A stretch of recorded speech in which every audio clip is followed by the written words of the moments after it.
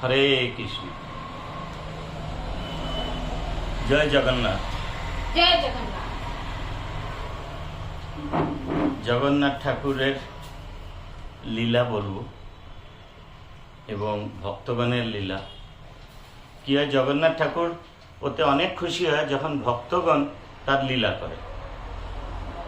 তো এখন রথযাত্রা চলছে, রথযাত্রার উৎসব চলতেছে, তো ভক্তগণের লীলা আপনাদের সামনে ছোট্ট একটা শালবেগের জীবনী আমি আপনাদের সামনে রাখব। শালবেগের বাবার নাম ছিল লালবেগ। শালবেগের বাবার নাম ছিল লালবেগ। জাতিতে মুসলমান ছিল, কিন্তু জগন্নাথ ঠাকুরের অনেক বড় ভক্ত ছিল। তার উপন্যাসও আজকে মার্কেটে আপনারা পড়তে পাচ্ছেন এবং কবিতাও জানেন। এত বড় সে ভক্ত ছিলেন, সে নিজে উপন্যাস কবিতা সব লিখতেন। একবার কি হয়, লালবেগ উড়িষ্যাতে ঘুরতে ঘুরতে একটা ব্রাহ্মণ মহিলাকে ঘোড়াতে বসিয়ে উঠিয়ে নিয়ে চলে যায়। নিয়ে গিয়ে তার ঘরে রাখে এবং সেই ব্রাহ্মণ মহিলার সাথে সে বিবাহ সম্পন্ন করে। তার ছেলে নাম হয় শালবেগ। আর লালবেগ খুবই ক্রূর ছিলেন। সে মন্দির ভাঙা তার একটা পেশা ছিল। যেখানেই হিন্দুদের মন্দির আছে তাকে প্রথম কথা ভেঙে দেওয়া, সব রকমের অত্যাচার করত, হিন্দুদের উপরে অত্যাচার করত। তার ছেলে ছিল শালবেগ। শালবেগের এত শক্তিশালী, এত বলবান, এত ভালো ছেলে ছিল। সে যেখানেই যুদ্ধ করতে যেত, যেই রাজত্বে যুদ্ধ করতে যেত, সেখানেই জিতে যেত। একবার কি হয়, যুদ্ধ করতে করতে তার গায়ে কেটে যায়। গা কেটে যাওয়ার পরে সেটা ঘা হয়ে যায়, কিন্তু সে আর ঠিক হয় না। হোমিওপ্যাথিক, অ্যালোপ্যাথিক, আয়ুর্বেদিক অনেক রকমের সে ট্রিটমেন্ট করে, কিন্তু তার ঘা ঠিক হয় না। তো তখন তার মা বলেন যে তুমি একটা কাজ করো, তুমি জগন্নাথ ঠাকুরের শরণে যাও, তো তোমার এই ঘা ঠিক হয়ে যাবে। তো বলে, আমি জাতিতে মুসলিম, আমি কিরকম জগন্নাথ মন্দিরে যেতে পারবো, এবং আমাকে জগন্নাথ মন্দিরে যেতেও দেবে না। আমি মুসলিম হয়ে কিরকম আমি হিন্দু ঠাকুরের পূজা করব এবং তার শরণ নেব। তো তখন তার মা বলে যে একটা কাজ করো,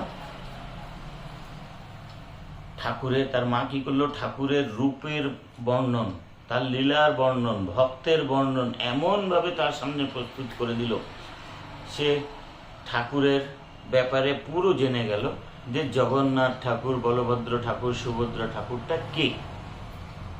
সবকিছু জানার পরে তখন তার মা বলল, তুমি একটা কাজ করো, 12 দিন ধরে এই ঠাকুরের নাম করো। ঠাকুরের নাম হলো হরে কৃষ্ণ কৃষ্ণ কৃষ্ণ হরে হরে, হরে রাম রাম রাম হরে হরে। এই মন্ত্র উচ্চারণ করো এবং ঠাকুরের নাম করো, ঠাকুরের লীলার গুণ করো, সব রকমের গুণ করতে থাকো। দেখবে তুমি 12 দিনের মধ্যে তুমি ঠিক হয়ে যাবে। তো শালবেগ মানে ভাবলো এবং শুরুও করলো মার কথা মেনে, দেখি কিছু তো হচ্ছে না, যদি এটাতে ভালো হয়ে যায়।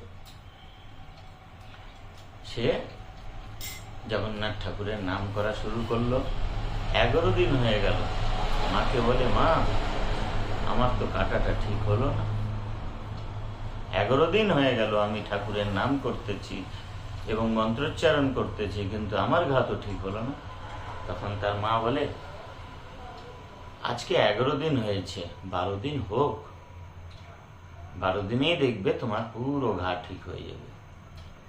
12 দিনের দিন সকালবেলায় যখন ঘুম থেকে উঠে দেখে কিনা তার গায়ে কোনো ঘা নাই, সব ঠিক হয়ে গেছে। তখন সে বলে, মা মা মা দেখো আমার সব ঘা ঠিক হয়ে গেছে, আমি একেবারে সম্পূর্ণ সুস্থ হয়ে গেছি।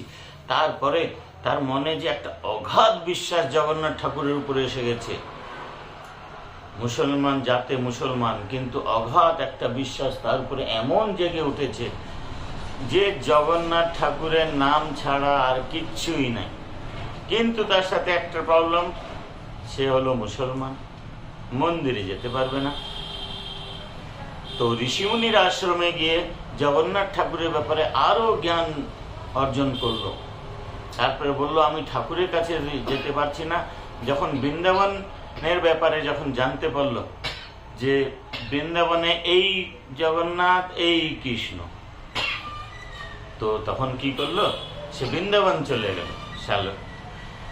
বৃন্দাবনে গিয়ে শালবেগ ওইখানে ব্রাহ্মণদের কাছ থেকে, বৃন্দাবনে গোস্বামী মন্দির ব্রাহ্মণের কাছে 1 বছর থাকলো। এখানে থেকে ওনার কাছ থেকে অনেক জ্ঞান অর্জন করলো এবং ঠাকুরের নাম কীর্তন করলো, পূজা পাঠ করলো, সব কিছু করলো।